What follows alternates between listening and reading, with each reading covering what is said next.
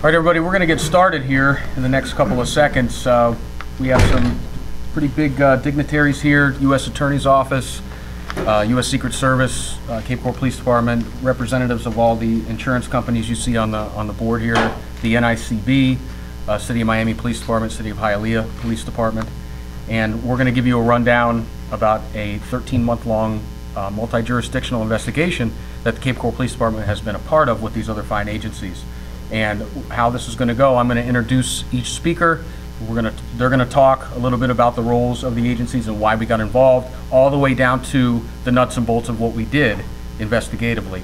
After that, some of our dignitaries have to go. They're going to leave, but a lot of our representatives of NICB, the National Insurance Crime Bureau, the private insurance companies, myself, some other law enforcement agencies will be available for breakout interviews, so we can get your one-on-ones and we'll be able to service you no problem.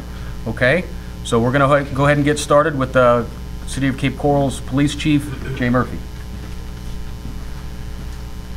Good morning, and thank you for coming. Today marks the end of a 13-month investigation that started quite small and then quickly grew to something very large, as you can see by the participation of local, state, federal agencies, the private industry through the insurance companies, and has culminated in the arrest of 12 individuals on a myriad of charges that others will discuss with you here in the future. It just shows that there is a significant problem in this area. The fact that these insurance companies willingly stepped forward, spent their own money to assist us, indicates that they're concerned, we're concerned, and we hope we send a message that at least in this part of Florida that we're watching and that we will not allow this to continue. Questions, the one question that keeps coming to my way is why the federal agencies? Quite frankly, when we initiated this investigation, as I said early on, we saw how complex this would be, and we approached our federal partners through the Secret Service, the U.S. Attorney, and then also the Internal Revenue Service, and asked them to join us to bring the resources of the federal government to bear, and also the federal prosecution. This is nothing against the state level or the state attorney, but quite frankly, when you're involving 5 or 6 counties, from Miami to Orlando to over towards Daytona, they are probably the best source to coordinate all those efforts. Yesterday's events went down flawlessly, and a lot of that is a result of their participation and their ability to bring resources from Tampa, from Miami.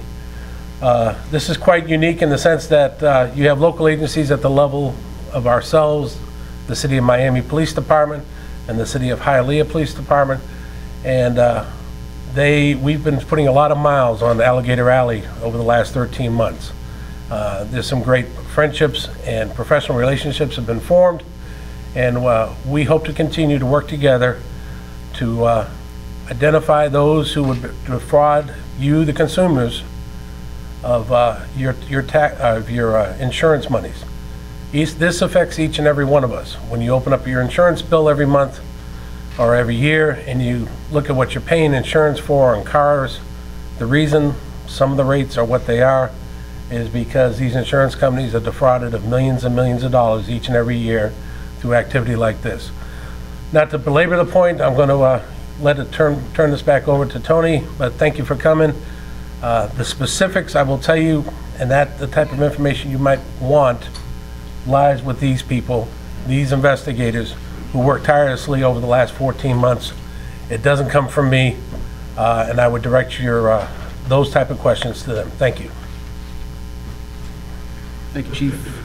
Next to speak is going to be the resident agent in charge of the United States Secret Service. As the Chief mentioned, we partnered with them as the federal law enforcement agency, one of the primary ones, and here is Jeff Kelly. He's going to speak to the role of the United States Secret Service in this investigation. Thank you. I concur with everything the Chief has just spoke about. Again, more specifics will come on the operation. I mainly want to talk about the partnership between the federal agencies and the local law enforcement and the community impact this case has had. And that's what it's all about. We've all partnered up, again, with the Cape Coral Police Department. They were really the driving force in this case.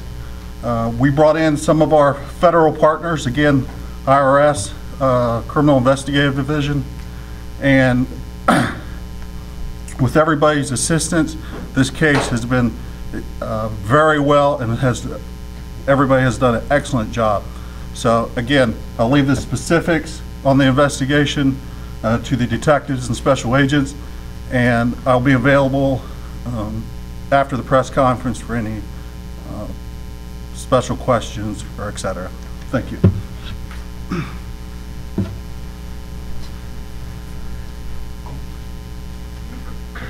The prosecuting body for this type of a case, when you're talking about federal rather than the state attorney's office on a state level, on a federal level, we have the United States Attorney, and here to talk about that role would be Nicole Weight of the U.S. Attorney's Office.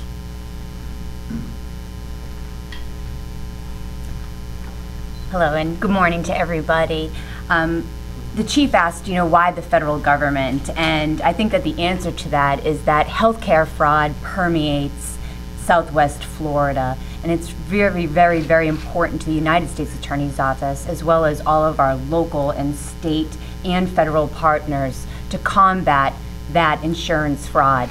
It's that insurance fraud that puts an economic burden on the citizens, on the taxpayers, and the people who deserve fair and reasonably affordable health care and automobile care insurance. We will continue to combat insurance fraud, healthcare fraud, and things of that nature with our federal, state, and local partners, because as you know, we're a team. Whether it be the federal government, whether it be the local government, or whether it be the state government, we're all here to provide the exact same service, and that's to provide services to you, the community, and the people who pay for all these services. Thanks to all of our law enforcement partners, it was a great investigation which culminated in the indictment of 12 defendants, 2 separate indictments. And as they stated earlier, you're going to hear the specifics about that from the people who are working in the field. And those are your officers, your agents, and all the people who work tirelessly for the past 13 months, every single day, doing what they do to protect this community and to protect the people that live here. So thanks to all of them on behalf of the United States Attorney's Office, and thanks to all of you for staying vigilant. We appreciate your time. But our last speaker is what you've been waiting for. I have one of the detectives who actually worked on the case, Detective Josh Soco, is going to actually break down the nuts and bolts as to what the scheme is and what we did to combat it. Josh, if you would. Good morning. Thank you everyone for coming. The best way to describe this case is these people that are involved are exploiting the personal injury protection that all of us have in Florida for our driving. Everyone's working together from the doctor down to the person in the crash. They're staging automobile accidents, bringing these patients into the clinic. They're exaggerating treatment and at times billing for that treatment that's never given, and that's where it affects all of us. That treatment's and the bills that are sent out do not come back to anyone specifically. They're just hurting the drivers, hurting the healthcare insurance companies. The legitimate insurance companies are being defrauded because they believe that their clients, their policyholders, are injured, are getting hurt, and in fact they're not. They're just participating in a scheme. They're being paid to participate in this. We were able to use undercover detectives and infiltrate this. We became a part of this scheme. That's what got us so close to everyone. It's what got all the information that led us to successfully completing this case.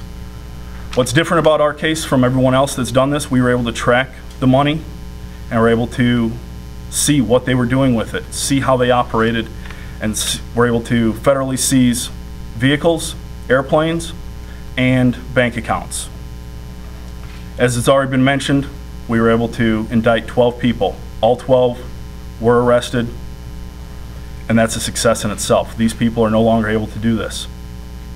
With yesterday's successful operation, we were able to seize equipment so that this cannot continue at these clinics.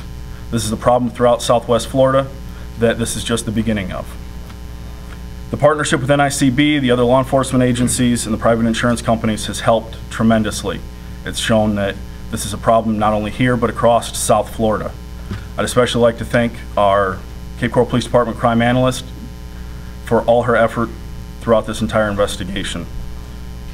At this time, I don't think I have anything further to describe about this case. I'll be available for questions afterward.